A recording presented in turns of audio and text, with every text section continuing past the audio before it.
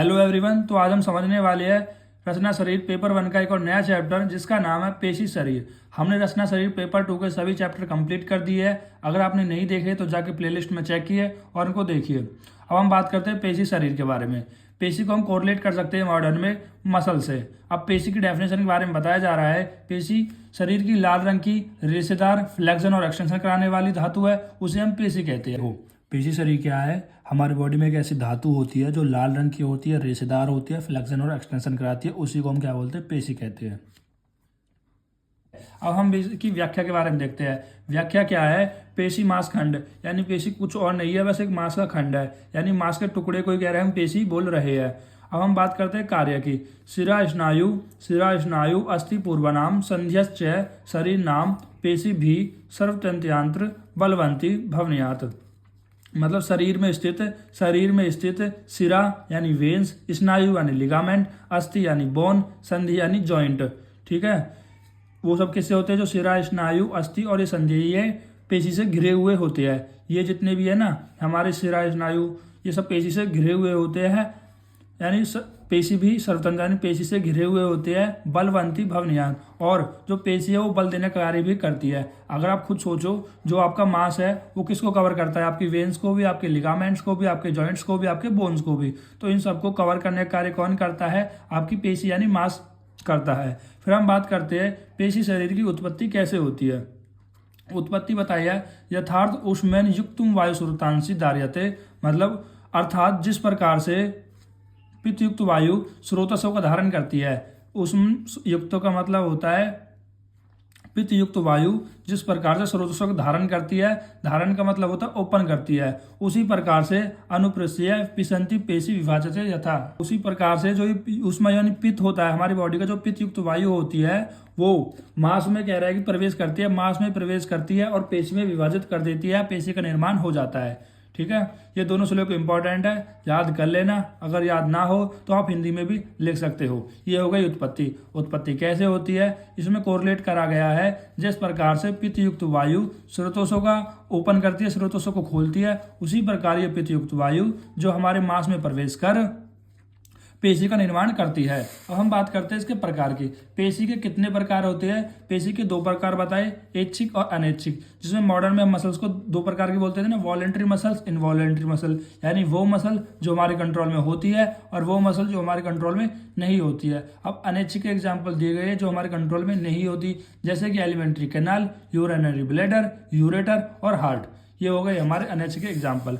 अब हम बात करते हैं गर्भ उत्पादक भाव की, यानी पेशी शरीर में कौन सा भाव होता है? मात्रज भाव होता है। कहने का मतलब ये है कि जब बच्चा गर्भ में था तो कौन सा भाव, मतलब जो पेशी मिली है बच्चे को, जो मसल्स मिली है, वो किस वजह से मिली है? माता के भाव की वजह से। आपने पढ़ा होगा एक कॉन्सेप्ट, मात्रज भाव और पितरज भाव, यानी माता से मिलने वाले जो भाव होते हैं वो बहुत सॉफ्ट प्रकार के होते हैं। जैसे पेशी क्या है? मसल्स है। मसल कितनी सॉफ्ट प्रकार की होती है, तो हम कह सकते हैं जो पेशी है वो मात्रज भाव है। हम बात करें महाभूत की, तो पेशी में कौन सा महाभूत होगा? पृथ्वी महाभूत होगा। ठीक, हम बात करते हैं संख्या की। देखो, पेशी शरीर की संख्या कितने बताई है? आचार्य चरक ने भी बताई है, आचार्य सुश्रुत ने, दोनों को आपको याद रखना है। आचार्य चरक ने 400 पेशी बताई है और आचार्य सुश्रुत ने 500 पेशी बताई है। और हम रचना शरीर पढ़ रहे हैं तो आचार्य सुश्रुत की पेशी को ज़्यादा तजुर्बा देंगे, तो इनका डिटेल भी हम देखेंगे। जैसे मेल में कह रहा है कि आचार्य सुश्रुत ने 500 पेशी यानी 500 मसल बताई है, और फीमेल में 520 मसल बताई है। ठीक है, फीमेल में कितनी बताई है? 520, यानी जो 20 पेशी है वो एक्स्ट्रा मानी है फीमेल में आचार्य सुश्रुत ने। पहले हम 500 पेशी को देख लेते हैं कि 500 पेशी हमारे पूरे शरीर में किस तरह से बताई है। जैसे पहले शाखाओं में बता दी, एक शाखा में 100 पेशी होती है और हमारे पास 4 शाखा होती है, यानी 2 हाथ होते हैं, 2 पैर होते हैं, तो टोटल 400 पेशी हो जाती है। फिर बात करते हैं मध्य शरीर की, तो मध्य शरीर में 66 पेशियां होती है। फिर हम बात करते हैं उद्र जत्रुगत, जिसमें सिर और गिरीवा आ जाते हैं, जिसमें 34 पेशी बताई है। देखो, एक यहाँ पर आप ये भी पूछ सकते हो, सर जैसे शाखाओं में 400 पेशी है तो क्या हमें ये भी याद करनी पड़ेगी ये 400 पेशी हाथ में कहाँ कहाँ होती है? ठीक है, वो आपको इतनी याद नहीं करनी है, बस आपको नाम याद कर लेना है कि शाखाओं में 400, मध्य शरीर में 66। आपको नाम याद नहीं करना है वो वाला कि उंगली में कितनी होती है, हस्त में कितनी होती है, यहाँ से यहाँ तक एल्बो जॉइंट में कितनी होती है, तो वो याद नहीं करना है, क्योंकि इसे बहुत ज़्यादा हो जाएंगे। क्योंकि आप हर चैप्टर में पढ़ोगे, कोई पेशी हो, कोई संधि हो, कोई जॉइंट्स हो, सब में कह रहा है कि आप पढ़ोगे। तो आपको ये नंबर जरूर याद कर लेने हैं, कोई ट्रिक बनाने की ज़्यादा मत सोचना। एक पेज पे सारे के जितने भी आएंगे चैप्टर उस तरह से आप लिख लेना कि शाखा में, मसल्स में और संधि वाले में, अस्थि वाले में, वो मैं आपको बताता चलूंगा। अभी आपको ये ध्यान रखना है, आचार्य सुश्रुत ने 500 पेशी मानी है, शाखाओं में 400, मध्य शरीर में 66 और उदर जत्रुगत में 34। अब सुश्रुत ने जो 20 पेशी है वो अलग मानी है, जिनको हम बोलते हैं स्त्री नाम तू विसंति राधिका, यानी कि स्त्रियों में जो 20 पेशी है वो अलग मानी गई है। ये कोडिशन आप ध्यान रख लेना, एग्जामिनर में सीधा क्वेश्चन में ये दे देते हैं एग्जामिनर, और पूछ ले जा और कहते हैं कि डिफाइन है, कुछ भी आगे डॉट डॉट करके कर देते हैं। तो आपको बताना पड़ेगा यहाँ पर जो 20 पेशी है वो अलग कौन कौन सी मानी थी। पहली है अपत्य पथे, यानी वेजाइनल का हेड, यानी जो वेजाइनल का हेड है, 2 एक्सटर्नल और 2 इंटरनल, यहाँ पर 2 मसल्स बताई गई है। स्तन, एक स्तन में 5 बताई गई है, और फीमेल के पास 2 स्तन होते हैं, तो कितने हो जाएंगे टोटल 10। फिर बोलते हैं गर्भ छिद्र के बारे में, यानी कि यूटेरस की जो ओपनिंग होती है वहां पर भी 3 मसल्स बताई गई है। और फिर होता है शुक्र आर्तव, जिसको हम बोलते हैं फैलोपियन ट्यूब, फैलोपियन ट्यूब में भी 3 मसल बताई गई है। तो इस प्रकार से कैलकुलेट करने पे 20 आ जाएंगे। अब हम बात करते हैं इसके स्वरूप की, यानी कि जो पेशी शरीर का स्वरूप कैसे बताया है। देखो बहल कुछ भी नहीं है, जो मसल्स है, कुछ मसल्स राउंड होंगी, कुछ स्मॉल होंगी, कुछ थिक होंगी, कुछ थिन होंगी, कुछ फ्लैट होंगी, कुछ राउंड होंगी, कुछ शॉर्ट्स होंगी, कुछ लॉन्ग्स होंगी, कुछ हार्ड होंगी, कुछ सॉफ्ट, कुछ स्मूथ और कुछ रफ। बस इनका आयुर्वेद में नाम आपको याद कर लेना है। बहलम, पेलव, स्थूलम, अनु, पृथु, व्रत, हसु, दीघ्र, स्त्र, मृदु, श्लेषण और केकस।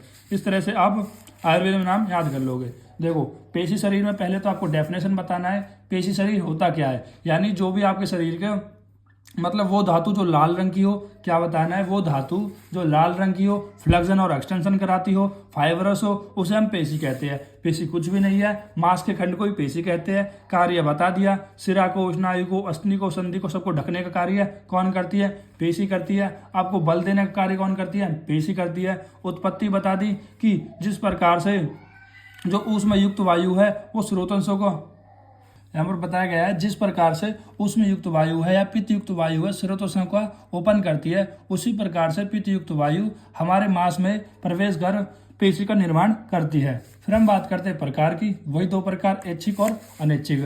गर्भ उत्पादक भाव हमने बता दिया, माता से है, महाभूत पृथ्वी, संख्या अकॉर्डिंग टू चरक 400 और अकॉर्डिंग टू सुश्रुत 500। समय ज़्यादा जो इंपॉर्टेंट है यही है, इसमें जो आचार्य चरक ने 20 पेशी मानी है उनको आपको ध्यान रखना है। तो इस तरह से हमारे चैप्टर कंप्लीट हो जाता है। अगर आप ये मैंने थोड़ा एक्स्ट्रा पॉइंट लिख दिए पेशी के कार्य के, जैसे शरीर के जो भीतरी अंगों को रक्षा करने का काम करती है। भाई जो मसल्स है वो भीतरी अंग पे कवर्ड होती है तो उनको रक्षा भी करेगी, बल देने का काम तो करेगी ही, हेल्प करती है ब्लड सर्कुलेशन में भी, उठने बैठने चलने के कार्य भी मदद करती है, और अन्न को निकलने में भी पेशी के द्वारा होता है। क्योंकि जो ये आपके फेरिंग्स होते हैं या इसोफेगस होता है वो किससे मिलकर बना होता है, वो मसल्स का ही तो मिलकर बना होता है, तो शरीर अन्न को निकलने का भी कार्य करती है। आई होप गाइज आपको ये लेक्चर समझ में आया होगा। अगर अच्छा लगा हो लेक्चर, ये नोट्स अच्छे लगे हो, जो एक पेज भी मैंने पूरा कंप्लीट करा दिया है, आप थोड़ा सा इसे कंप्लीट देख सकते हो। और इसमें आपको और उससे ज़्यादा कुछ भी नहीं पढ़ना है, कुछ भी आए पेशी शरीर के बारे में इसी पेज को आप छाप देना है। यूनिवर्सिटी में आपको अच्छे नंबर मिलेंगे ही मिलेंगे। जिस प्रकार से मैं आपको समझा रहा हूँ, जिस प्रकार से मैं आपको नोट्स दे रहा हूँ, जिस प्रकार से मैं आपको श्लोक बता रहा हूँ क्या करना है क्या नहीं, अगर आप ऐसे करते जा रहे हो तो यकीन मानिए आपको तो आयुर्वेद में कोई दिक्कत नहीं आने वाली है। थैंक यू गाइज, फिर मिलते हैं एक ऐसी मज़ेदार वीडियो के साथ, तब तक के लिए ओके बाय।